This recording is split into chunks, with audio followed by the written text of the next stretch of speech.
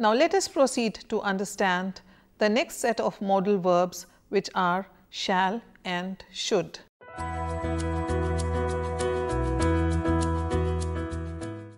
Shall is used only with the first person I and we. For example, I shall finish my homework by 6 p.m. We shall never forget each other. But sometimes shall can be used even with the second person and third person in formal situation and in legal documents, minutes of meetings, etc. to express obligation and commands.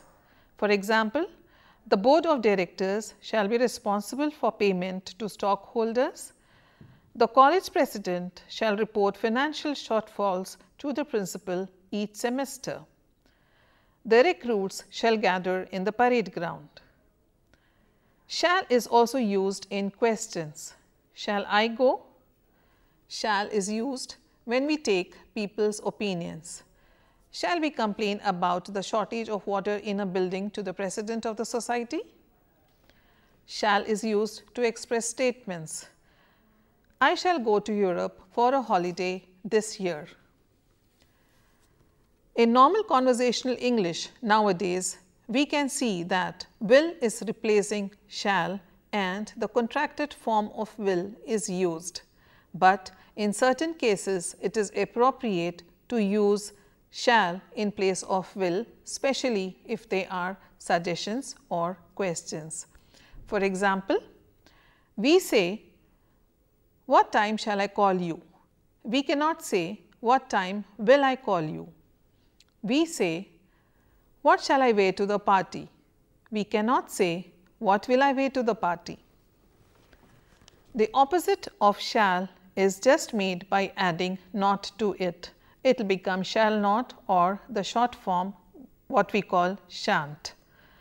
I shall be here tomorrow, I shall not be here tomorrow, or I shan't be here tomorrow.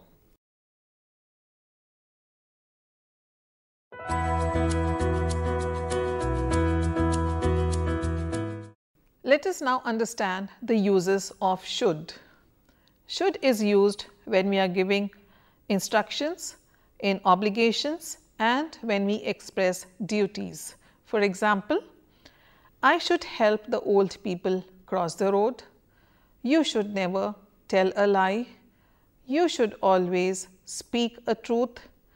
And you should not talk in class. Should is also used to give advice or opinion. For example, you should try and lose weight. Sometimes I think or I don't think is also used with should to give advice and opinions. For example, I think the government should do something about helping the beggars. I don't think you should take commerce in your graduation.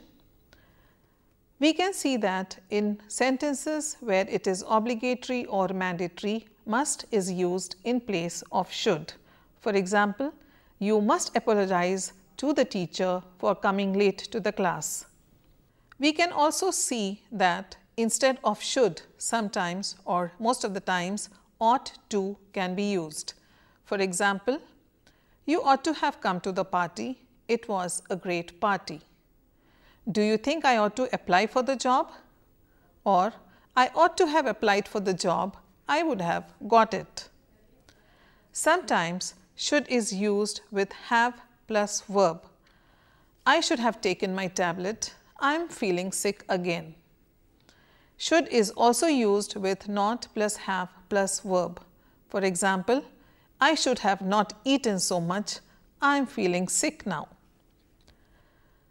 It is important for us to remember that we should not use to when we are using should and when we are using the word suggest. For example, what do you suggest we do, or what do you suggest we should do, but never say what do you suggest us to do. Another example, my dad suggested that I should buy a car. My dad suggested that I buy a car, but the following sentence will be wrong when we say My dad suggested me to buy a car. Should is also used after certain adjectives like strange, odd, funny, natural, typical, interesting, surprise and surprising. For example, it's a surprise that he should say such a thing. He is never rude. It's so odd that he should wear a jeans. He is always dressed formally. He is an American. It is interesting that he should talk in Hindi. The dogs are tied. It is natural that they should bark. It is surprising that he should come for a movie. He hates watching movies. It's funny that he should dance. He is a fat man. It is typical that he should speak in Gujarati. He hails from Ahmedabad. Should is also used with conditionals. For example, if Tom should phone while I am out, tell him I'll call him back. Or, should Tom phone, tell him I'll call him back. Should is used as how should or why should, especially when we are angry or irritated with something. Why should it be illegal to commit suicide? It is our lives. How should I know that this is a no parking zone? There is no sign written here.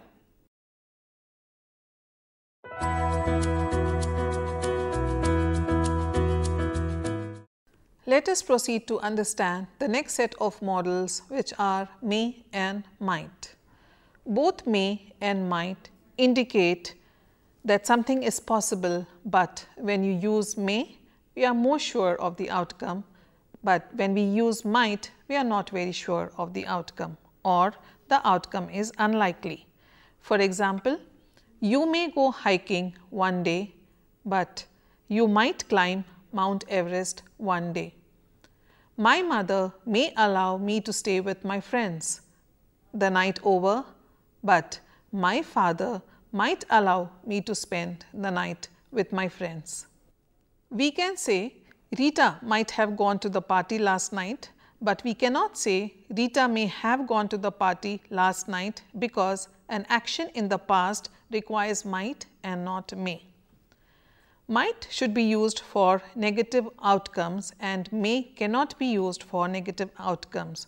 For example, I might not go to the party is correct, which means you are not interested in going to the party. But if you say, I may not go to the party, this means that you want to go, but you are unable to go. May is also used for asking permissions. May I borrow your car, please?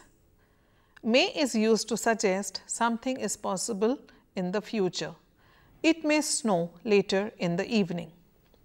Now, let us understand how the modal verb must is used in certain situations. Must is used to express compulsion, obligation or duty. He must apologize for his mistakes. The government must do something about corruption.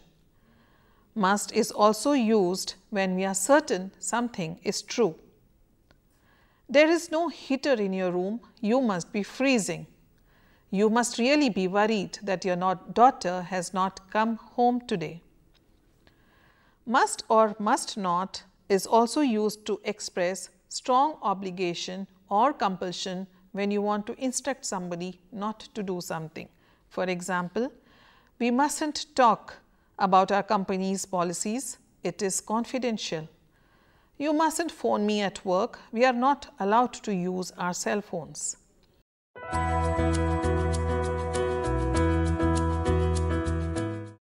Let us understand how the modal auxiliary verb need is used. Need is used always with not, with to and with have. For example, I needn't have to go to work tomorrow. I needn't get up early. Or everything will be okay. You needn't worry. Or you don't need to worry. Need can also be used with to, and you can say, if you want to see the sunrise, you need to get up early. Need can be used with not plus have, and you say, I needn't have to get up early as it was Sunday. I needn't have to get up early, but it was a lovely morning, so I did. I needn't have to get up early, so I did not. Now let us understand how the modal auxiliary verb dare is used. Dare is always followed by not. We say, he dare not disobey his principal, or he will be suspended from the class. We dare not go out in the jungle tonight, or our lives will be in danger. You dare not talk to the teacher rudely, or you will be punished. We know the importance of English grammar in our lives now. How does it help to improve our language? What are the rules that we should follow? What are the mistakes that we should avoid? We have also learned the types of verbs. What are verbs? How they help us to make sentences? What are primary verbs? What are auxiliary verbs? What are modal verbs? And how the different types of verbs are used in different situations to make our language good and to use them correctly in writing and in speaking.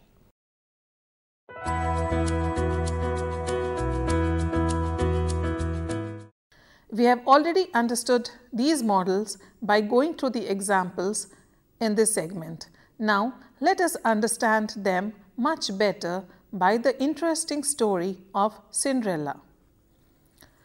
Once upon a time, there lived an unhappy young girl. Her mother was dead and her father had married a widow with 2 daughters. Her stepmother didn't like her one little bit. The stepdaughters had all the good things for themselves: dresses, shoes, delicious food, soft beds, and every home comfort. But for the poor unhappy girl, there was nothing at all. No dresses, no lovely dishes, nothing but scraps, no rest, no comfort. She could not dream of anything. She would work hard all day. Only when evening came, she would sit for a while by the fire near the cinders. That's why everybody called her Cinderella. The only thing Cinderella had was a cat, and she would spend long hours all alone talking to the cat. The cat said, "You should not be sad. Cheer up. You have something neither of your stepsisters has, and that is beauty." It was quite true. Cinderella, even dressed in old rags, was a lovely girl, while her stepsisters, no matter how splendid and elegant their clothes, were still clumsy, lumpy, and ugly, and always would be. One day, beautiful new dresses arrived at the house. A ball was to be held at the palace, and the stepsisters were getting ready to go. Cinderella didn't even dare ask if she could go too. She knew very well what the answer would be. You will stay at home and wash the dishes, scrub the floors, and turn down the beds for your stepsisters. They will come home tired and very sleepy, and you shall look after them." Cinderella sighed. "Oh dear, I am so unhappy. Will I ever get any happiness in my life? Must I always suffer like this?" she thought, and the cat murmured, "Meow." Suddenly, something amazing happened which Cinderella might never have imagined in her dreams. As Cinderella was sitting all alone, there was a burst of light and a fairy appeared. "Don't be alarmed, Cinderella," said the fairy. "I know you would love to go to the ball, and so you shall. You needn't be sad any more." "How can I, dressed in rags?" Cinderella asked. "The servants will turn me away." "Oh no," said the fairy, "they dare not," and she smiled. With a flick of her magic wand, Cinderella found herself wearing the most beautiful dress she had ever seen. She couldn't believe her eyes that this was happening to her. "Now for your coach," said the fairy. A real lady would never go to a ball on foot. Quick, get me a pumpkin. Oh, of course, said Cinderella, rushing away. Then the fairy turned to the cat. You bring me 7 mice, and remember, they must be alive. Cinderella soon returned with the pumpkin and the cat with 7 mice he had caught in the cellar. With a flick of the magic wand, the pumpkin turned into a sparkling coach, and the mice became 6 white horses, while the 7th mouse turned into a coachman in a smart uniform and carrying a whip. Cinderella could hardly believe her eyes. Cinderella had a wonderful time at the ball until she heard the first stroke of midnight. She remembered what the fairy had said, and just before the clock struck 12, without a word of goodbye, she slipped from the prince's arms and ran down the steps. As she ran, she lost one of her slippers, but she dare not stop for a moment to pick it up. If the last stroke of midnight were to sound, oh, what a disaster that would be! Out she fled and vanished into the night. The prince, who was now madly in love with her, picked up the slipper and said to his ministers, "Go and search everywhere for the girl whose foot this slipper fits. You must find her. I will never be content until I find her." So the ministers tried the slipper on the foot of every girl in the land until only Cinderella was left. That awful, untidy girl simply couldn't have been at the ball, snapped her stepmother. "Tell the prince he ought to marry one of my 2 daughters. Can't you see how ugly Cinderella is?" But to everyone's amusement, the shoe fitted perfectly on Cinderella. Suddenly, the fairy appeared and waved her magic wand. In a flash, Cinderella appeared in a splendid dress, shining with youth and beauty. Her stepmother and stepsisters gaped at her in amazement, and the minister said, "Come with us, Cinderella. The prince is waiting for you."